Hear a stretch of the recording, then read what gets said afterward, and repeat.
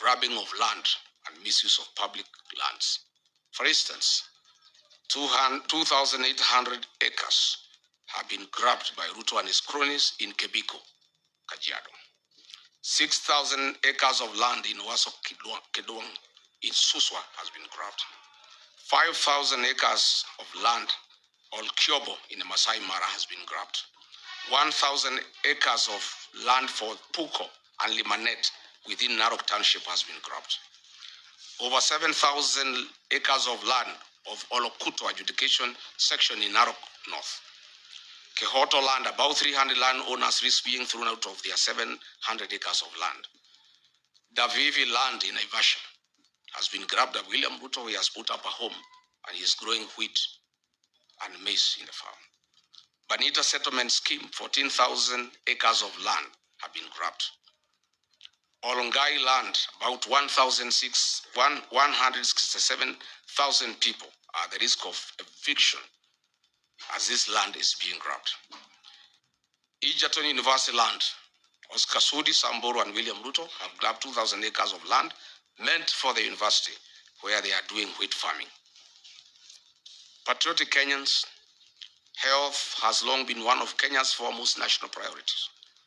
Building on the gains made at Kenya Vision 2030, the Kenya Kwanza administration committed itself to delivering universal health coverage by guaranteeing every Kenyan access to affordable quality health care. The plan pledged to realize the constitutional right to health through a reformed national health insurance scheme founded on the principle of leaving no one behind.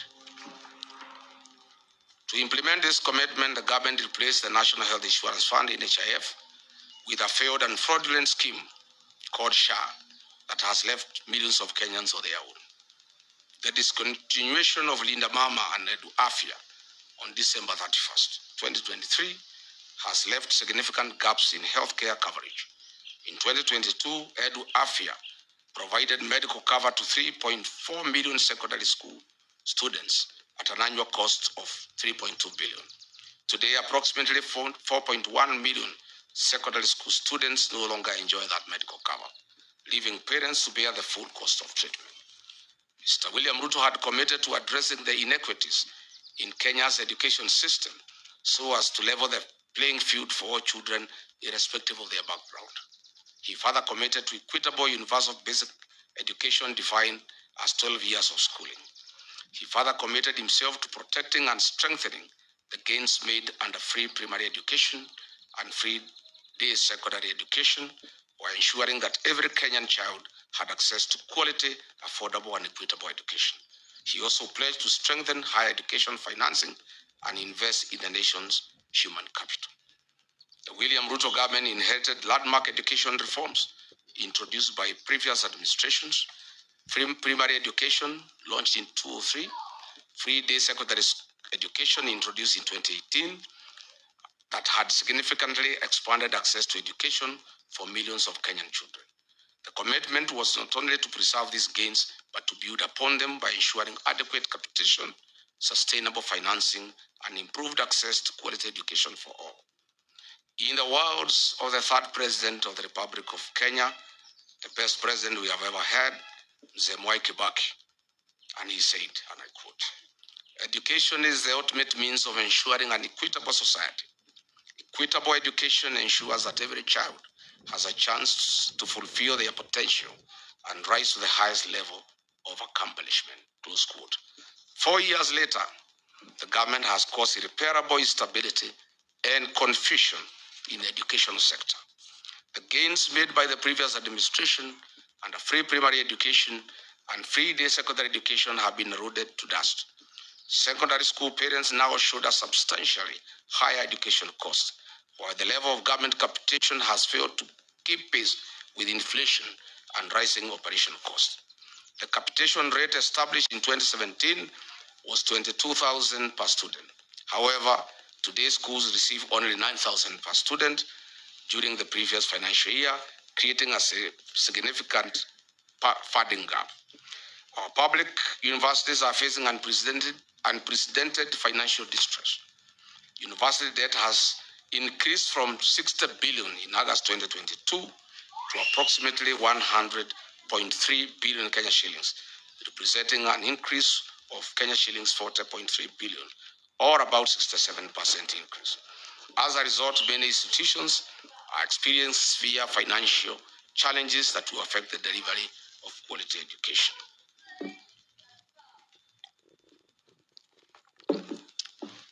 Further, we have had two university financing models in 2 years. Measured against the commitment to strengthen education, protect free basic education, and improve access to higher education, the evidence presented suggests that the sector has experienced significant setbacks, placing greater financial pressure on families and creating uncertainty for learners and institutions alike. Ladies and gentlemen, Mr. William Ruto pledged to invest 250 billion Kenya shillings into the agricultural sector to shift the country from food security to surplus production. Recognizing its strategic importance, he pledged to transform the agricultural sector by increasing productivity, improving farmer incomes, and revitalizing key value chains.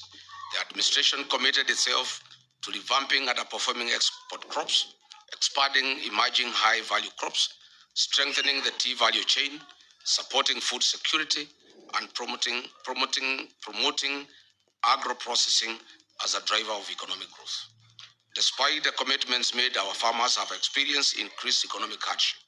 Net incomes have reduced due to increased cost of inputs, higher taxation rates, high transport and distribution costs due to reclassification of VAT status. Agriculture continues to receive approximately 2% of the national budget, significantly below the African Union 10% target under the Maputo Declaration. The tea sector has faced considerable challenges over the past 4 years. This is due to the deterioration of Kenya's economic and diplomatic relations with Sudan. Historically, one of the largest buyers at the Mombasa tea auction. Sudan's annual consumption of Kenyan tea declined from approximately 10.7 million kilograms to about 1.7 million kilograms, leaving substantial volumes of tea unsold. But why has this happened? Mr. William Ruto's appetite for business and money has failed Kenya. His close association with Sudan's RSF warlord, Mr. Hemeti, in illegal trade of gold in exchange for weapons, has reversed the gains we have made.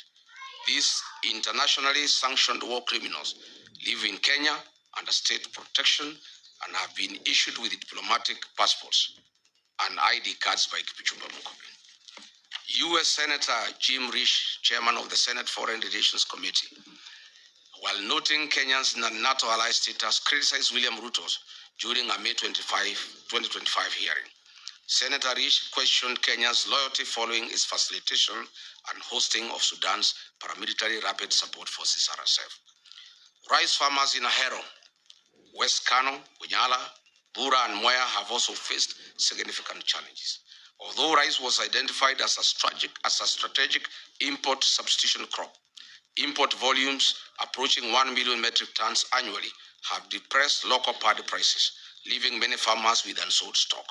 Just recently, on 6 July 2026, William Ruto authorized the gazettement of duty-free importation of 490,000 metric tons of grade 1 milled white rice before 30th November, June 26. It estimates that this represents a missed economic opportunity exceeding 100 billion Kenya shillings if domestic production had been given priority before this duty-free window was open. Even though state sugar mills have been leased to private sector players associated with William Ruto, their principal business model is to import sugar instead of purchasing locally grown sugar from farmers. This has left 320,000 small-scale sugarcane farmers now facing an uncertain future. The targeted turning of 2 million poor farmers from food deficit to surplus producers using input finance and agricultural extension support. To date, show me one farmer in Kenya who can come forward as a testimonial. Instead, this farmer has nothing. In fact, small-scale farmers in Moya and Ahero are currently in court trying to salvage their crop after government gazetted the importation of 490,000 metric tons of rice for importation. tea farmers are crying. A 0.8% levy has been introduced, and this year's bonus will reduce from 45 Kenya shillings per kilo. Sugarcane farmers in Western Nyanza and Kisii, the government is unable to pay 270 million owed to them. Cane per ton has reduced from 6,500 to 5,000. Dairy farmers who have supplied milk to new KCC have not been paid for 6 months. It is further alarming that the National Agricultural Value Chain Development Program allocation dropped by 54% to 54% from 10.2 billion Kenya shillings in 2025-2026 financial year to 4.7 billion Kenya shillings in 2026-2027 financial year. This is a direct assault on the agricultural value chain in Kenya. As Deputy President, I initiated progressive reforms in the agricultural sector that increased returns for tea, coffee, dairy, and other cash crops. Through my efforts, we negotiated an 8 billion debt waiver for coffee farmers that was suspended as soon as I left office. More can and more will be done once we form government on August 10 next year. Patriotic Kenyans, William Ruto pledged affordable credit and working capital through an accommodative financial ecosystem, removing structural exploitation and removing barriers to unsecured agricultural credit.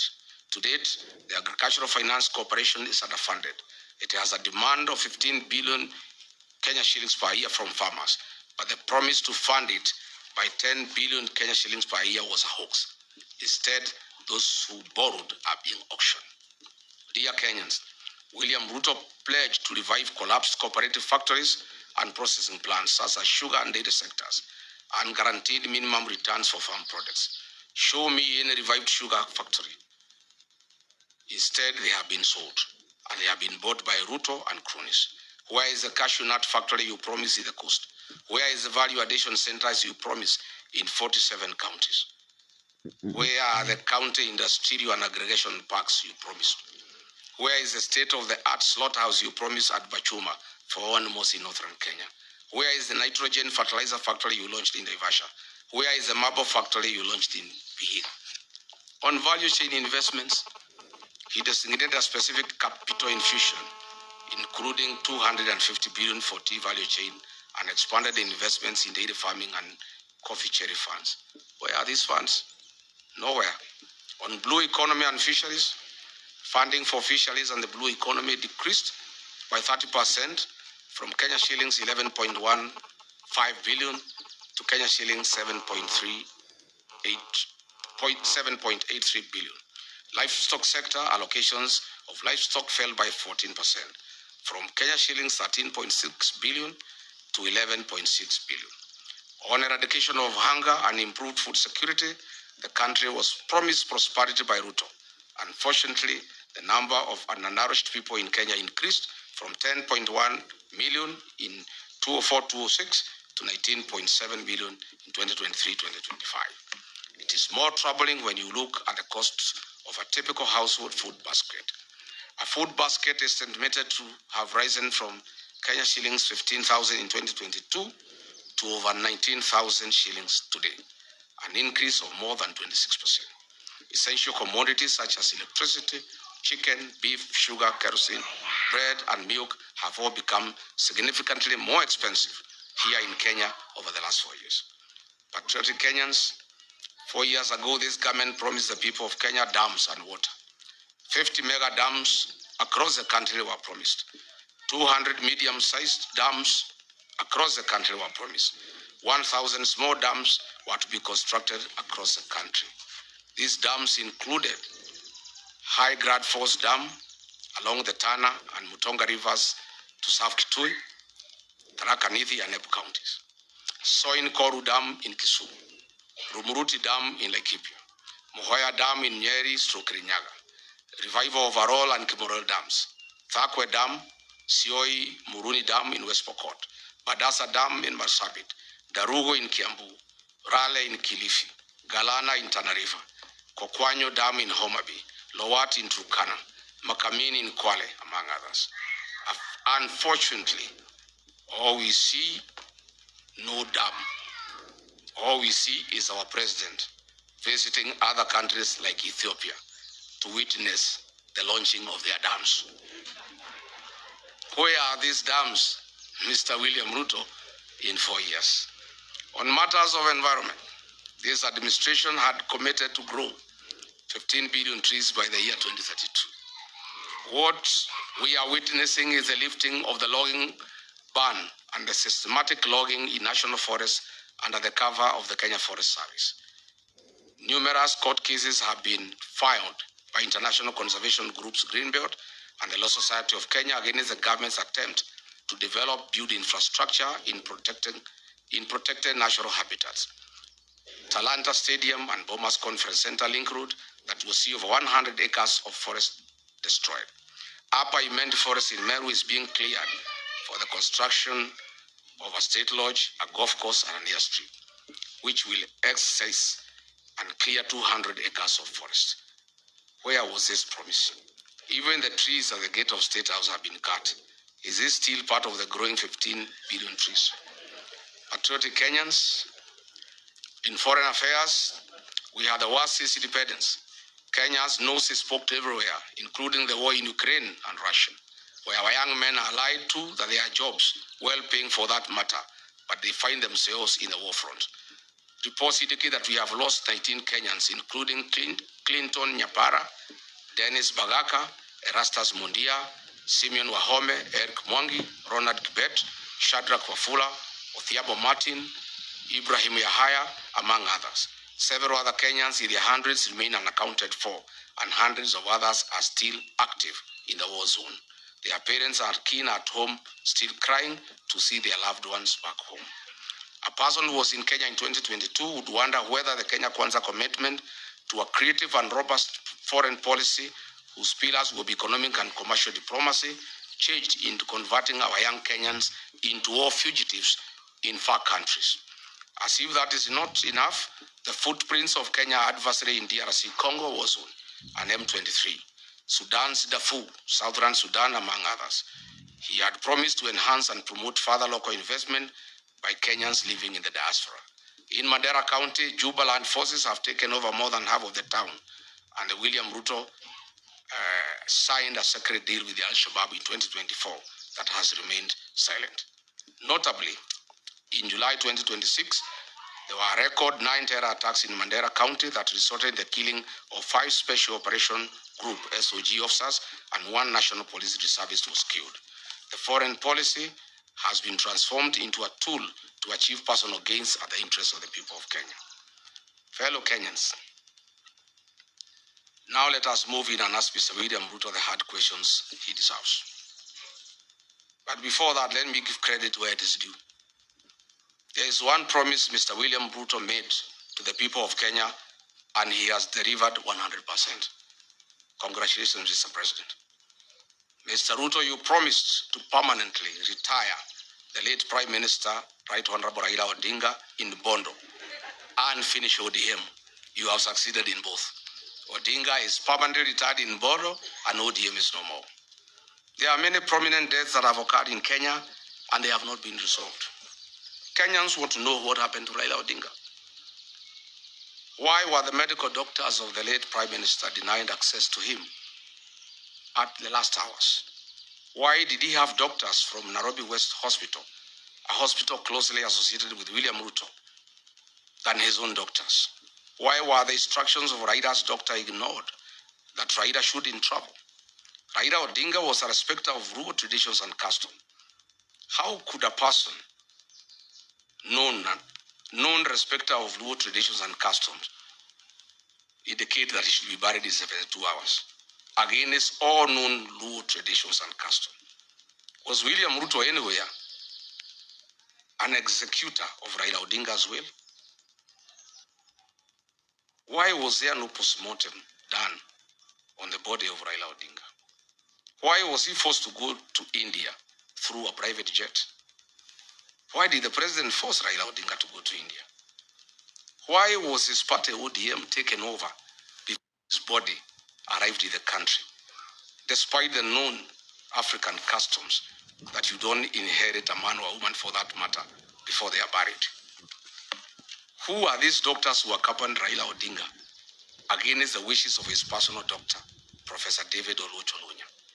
These are hard questions that Kenyans want to know. On the death of Honorable John Ngeno, the late MP, for the first time, Kenyans must know what happened. I have intelligence information as follows. On the fateful day after Ngeno was dropped at Edebes, the helicopter went to fuel in Eldoret. The pilot didn't know the fuel he was about to put in had been transported to the scene from Lodwar. High alert Kenya revenue officials noticed an unusual car that had carried the jet fuel. It was arrested and the driver questioned. The driver refuted to them that he transported the fuel from Lodwar. Immediately, this KRA official and the police Eldoret airstream were instructed from Nairobi to release the driver if they cared about their lives. Is it this fuel that caused the chopper not to pick up in high altitude? Is that why the pilot first came down and tried again to pick up? These are fundamental questions. What did Kipchumba Murkomen know about the people who called this KRA officer and the police at Eldoret airstream officials? Can KEA produce the CCTV footage at the facility on this fateful date? We are still waiting for a report on what killed Johanna Ngeno. We must not forget about our gallant General Francis Ogola, the decorated Top Gun who had a stellar 40-year career in the military and perished in 2024 in an air crash. Unfortunately, to date, Mr. William Ruto, the Commander-in-Chief, has failed to release the aircraft accident investigation report to the country. Kenyans are demanding for answers. General Ogola was not an ordinary citizen. He died in active duty and service to the nation. Mr. William Ruto, what do you know about General Francis Ogola's death? Are you willing to tell the country why you allowed General Francis Ogola to fly in a Bell Hue helicopter with a questionable mechanical status? The DPP must use his powers and establish an inquest on these unresolved murders over the last 4 years. The people of Kenya have told me to demand on their behalf a public inquest on the death of Raila Odinga and all the high-profile questionable deaths in Kenya that have occurred in the last 4 years of William Ruto's presidency. I therefore call for a public inquest and proper scrutiny of the same. Today, after examining major commitment against this evidence, after examining every major commitment against this evidence, the verdict is unmistakable. The plan has failed. It is hollow and deceptive. In conclusion, when the plan failed,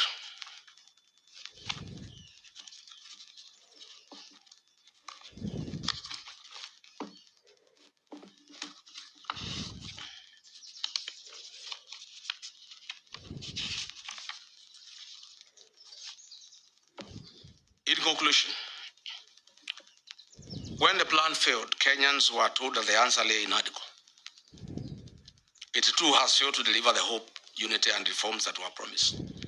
Thereafter came the 10-point agenda, presented as a renewed roadmap to rescue the country. It has equally failed to change the trajectory of our nation. In failing the plan, the administration has failed to keep Kenya on the development path envisioned under Kenya Vision 2030. The question before the people of Kenya is therefore simple. If the author of the plan could not deliver the plan,